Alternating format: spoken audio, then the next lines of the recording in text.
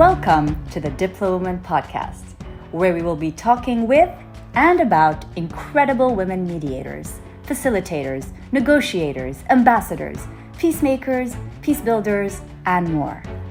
I am Karma Ekmekji, and I will be your host in this journey of mainstreaming the women, peace, and security agenda into our lifestyles. With a focus on the Arab region, the Diplowoman podcast comes to you in collaboration with the Issam Fares Institute for Public Policy and International Affairs at the American University of Beirut, and is made possible by the generous support of UN Women. The Arabic subtitled video edition is available on the Diplowoman podcast YouTube channel.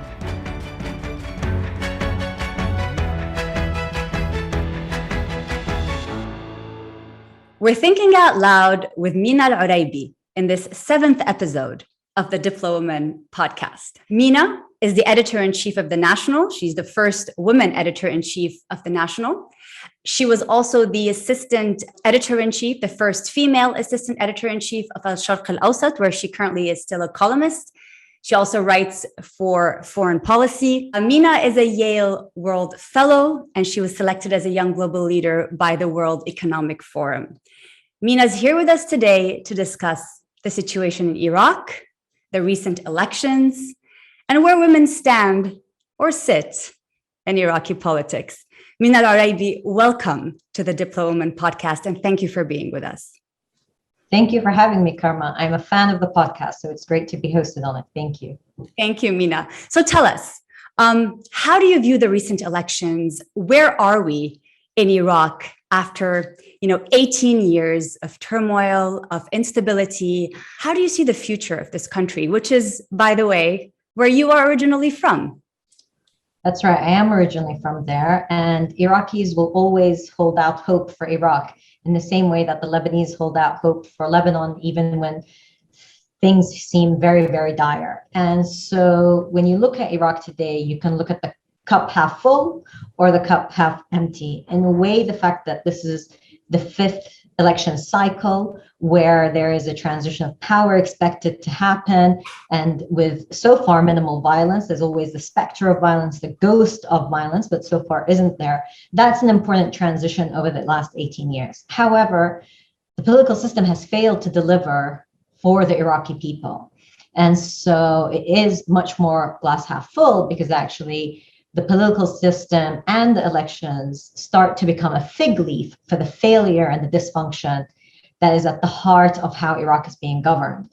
So one of the first takeaways from these elections is that voter turnout is really only about 36% of eligible voters. That's quite low. That's quite low for these elections. Absolutely, considering that in the first cycle of elections, where people had a lot more optimism and believed in the possibility of change through the ballot box, you had about almost 70% of voters, eligible voters, voting. So when you look at it being halved in a space of about 15 years, because of course the elections weren't immediate, it took some years after the invasion for it to start, there is a sharp contrast there.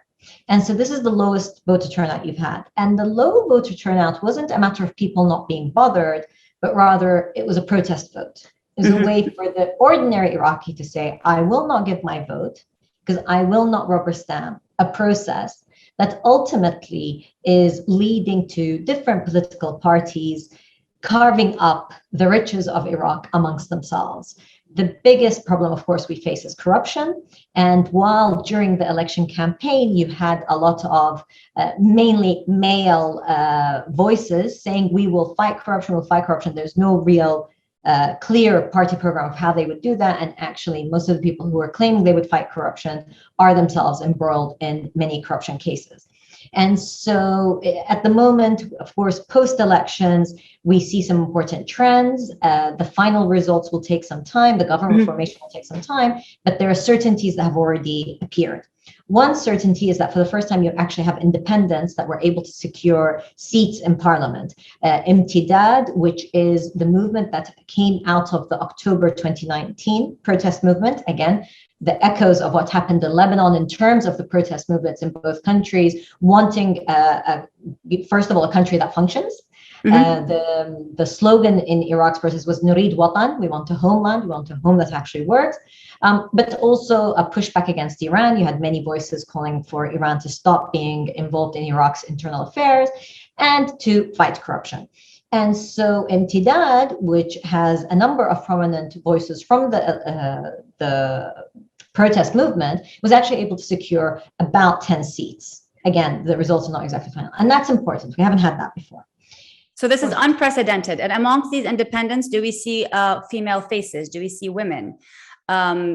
And whether in the nominations or in the candidacies or in the kind of rounding up and working on the elections and campaigning, do we see more women faces? Because in the protests in 2019, we saw these women. There were visible women who were at the forefront of these protests. Did we see them working on the elections in Iraq? So there were more female candidates than there have ever been in the Iraqi elections. And so far, about 97 seats in parliament will go to women out of the 329 seats in parliament. So you're talking about 29 to 30% of the seats. Now it's interesting because Iraq has a quota system. Exactly. I was gonna say we have a quota system in Iraq, and that has actually helped. This temporary special measure has allowed, for women to enter the political arena. Right. So the positive thing is you've actually got about 4 to 5% more than that. So you're looking at 29 to 30%, which is positive. However, amongst the independents, there were less women, in part because of the security situation. You had a number of activists killed, female voices being silenced due to security concerns. So actually, there are less amongst the independents. There are others that are vocal within, particularly Islamist Shia parties that feel that they have the protection of the party machine and went out and were much more vocal. But you did have some new Iraqi young female candidates in a number of cities. Particularly, it was very interesting to see in Mosul, which is only just recovering from the terrible devastation after ISIS. Very young, fresh faces, female faces that went out that campaign. A lot of them, unfortunately, didn't make it, but the fact that they were there and they did get some votes, exactly, thousands of votes each of them, but they weren't enough to meet the threshold. So that was also a positive change that came through this electoral cycle. Hopefully, next time we'll have more of those independent voices actually make it to parliament. So in your view, Mina, what are the major barriers? I mean, we spoke about, how there's corruption in the country and there has been, turmoil for many years. But what do you feel are the major barriers specifically that pose an obstacle to women to be more active in politics, to enter the political sphere in Iraq? The number one barrier is security. Assassinations continue to happen in Iraq. Kidnappings continue to happen in Iraq. Intimidation continues. So the number one obstacle is security, partly for the women themselves and partly their families will discourage them. In an attempt to protect them, they will say, please don't get involved in politics unless, again, there's a big machine that can try to protect them behind the scenes. So I would say security is the absolute number one impediment. After that comes societal pressures. Now, let's not forget, Iraq was the first Arab country to have a female judge, Zakiya Ismail Haqqi. We were the first to have a minister, Naziha Dulemi. This is, again, we're talking about in the 1950s, right? So Absolutely. It's not that women haven't been active in the public sphere. The problem now is that culturally, you have a lot of, unfortunately, religious forces that have come to the fore and that have tried to push women out of their natural place in the public sphere in Iraq. And so that's become another obstacle. Right. I would say a third obstacle is raising funds. And one of the problems we have in Iraq for both men and women is that there is actually no clear, legitimate ways to raise funds to be involved in political parties. So often they're beholden to, again, these big political parties that they may not adhere to and so forth. So you get a lot of politicized voices coming in rather than women who would come up the ranks. And there are many others, but I'd say these are the three primary barriers, with really security being the number one. It's interesting you say that, because when the Arab world, when we have these discussions about barriers in the face of women political participation, the societal norms or the patriarchy is usually the first barrier that is mentioned. But your answer really shows how advanced, in fact, Iraq is when it comes to women's rights, or the fact that women feel that they can actually contribute, and that really those are not the primary barriers that are standing in their way. You have a quota system. I know countries in the region that are still struggling to introduce a quota system. I know, for instance, in Lebanon, the debate is currently going on, and most political parties in Lebanon are almost, avoiding the discussion even about a quota. And here we are in Iraq, we have not only a quota system, but the numbers that have been, the number of women who have gained access to parliament this time are actually beyond what the quota allows for. So this is really fascinating for me to hear, and I think many of our listeners will be sort of surprised to hear that, because also when you say security is the primary barrier, in a sense it also shows the situation for everyone in Iraq. It's not only for the women that there's a security issue. This is a problem everyone is facing. But speaking of peace, and speaking of instability and security, how much do you see women being involved in this aspect of Iraq society? Are women involved in peace and security? Do you see that there is that thirst for women to participate in the dialogue processes that are happening, the national dialogue processes that are happening in the country? I mean, this episode comes at the 21st anniversary of the Women, Peace and Security agenda that we celebrate every year. How do you see this peace and security agenda tying in with the Iraqi situation today and the role of women? So unfortunately, not enough women, hardly any women actually, are involved in negotiations and peacemaking in Iraq. Mm-hmm. They've really been sidelined. They haven't been given a voice. Right. But they're not the only ones. Again, independents, young people don't get a chance to take part. It's usually led either by strong political parties or tribal elders that often keep women very much to the side. So unfortunately, Iraqis haven't had the opportunity to have fresh voices, strong societal voices being involved in the peacemaking. But I just want to go back on the security element. You're right, security is an issue for both men and women, but it's, I think, much more pronounced for women. One is because they can be easily targeted, not only targeted in terms of bodily harm, but also targeted with character assassination. They start to be, tainted in a certain way, and where actually patriarchy is very much alive. I mean, sadly, all over the world. And we've seen this happen to female politicians all over the world. And Iraq, very much so, one picture can be the end of a woman's political career, so to speak. So that is still very much there. And that becomes almost an excuse to then target her actual physical security. So I do think it stands out more. But to your point about peacemaking, I think Iraq would have a much greater chance if women were given a role, but they're not. They haven't been involved in any efforts for conflict resolution, even on the low level. Unfortunately, it's almost predominantly held by men.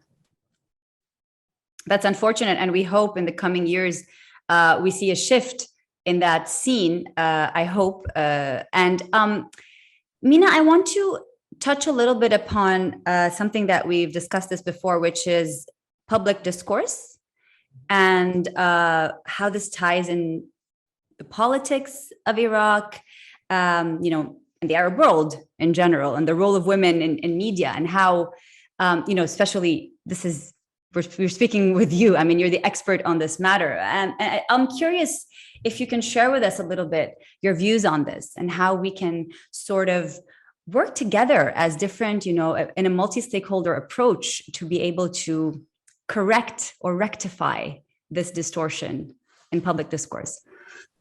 You're right that there is a distortion, and there's a distortion on a multitude of levels, regionally and globally. Everything from, what has a 24-hour news cycle, internet, social media, user-generated content led to in terms of public discourse. That's one element. And of course, Iraq, like all other countries, are impacted by it.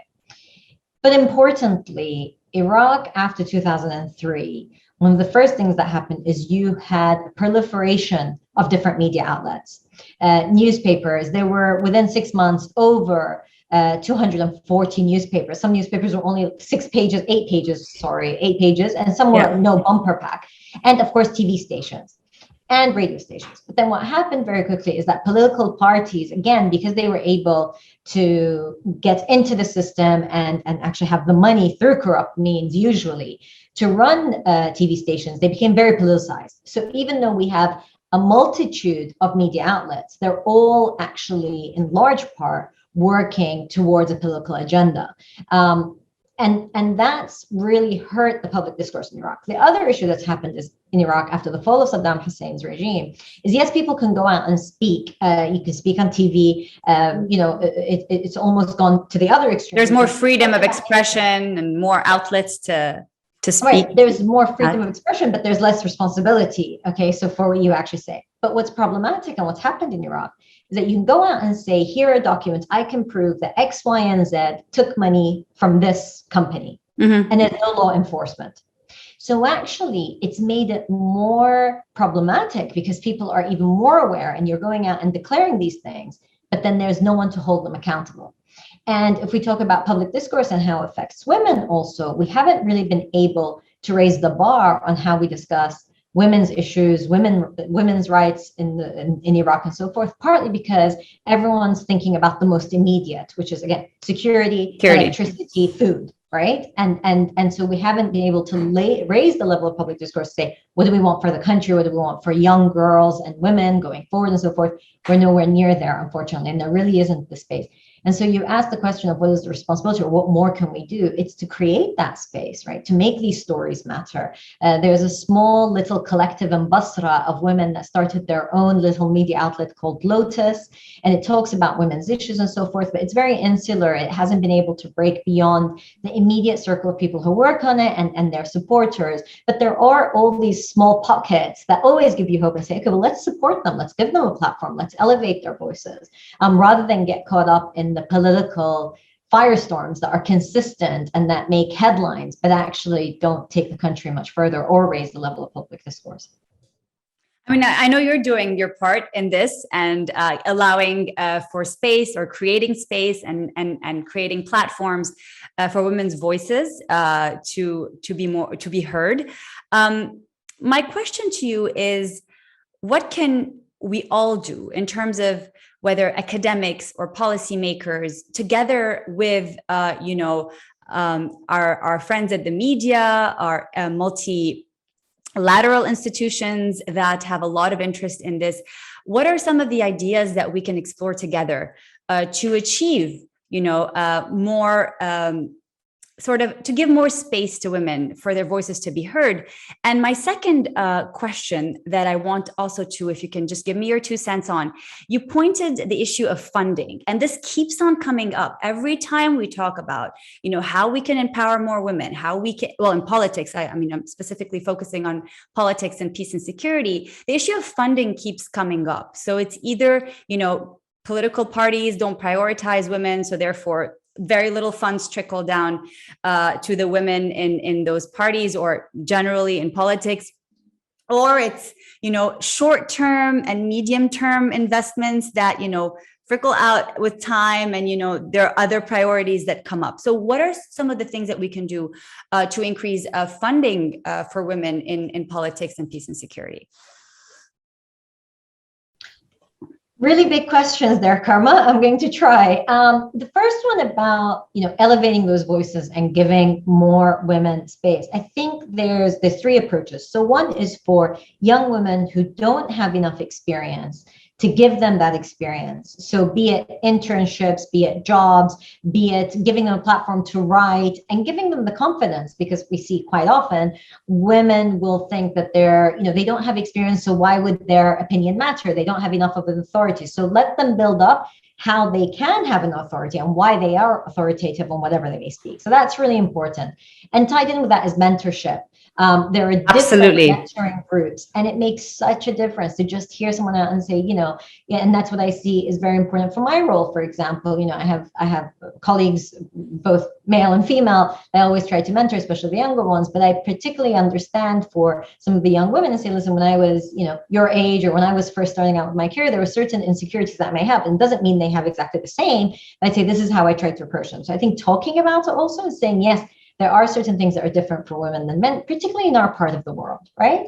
So there are everything from occasions that happen that are late into the night that a lot of young girls, when they first graduate from university, even their families won't be so keen on them to be out and about and attending these late night dinners and so forth. And how do you prepare yourself, and how do you, act in a workspace environment where actually the men or the women may not appreciate, having a younger, more beautiful woman around and helping them navigate that. These are very real problems, and that a woman could step back, a young woman or girl may step back from. So that's one thing. The second, so the mentoring and the kind of speaking about experience.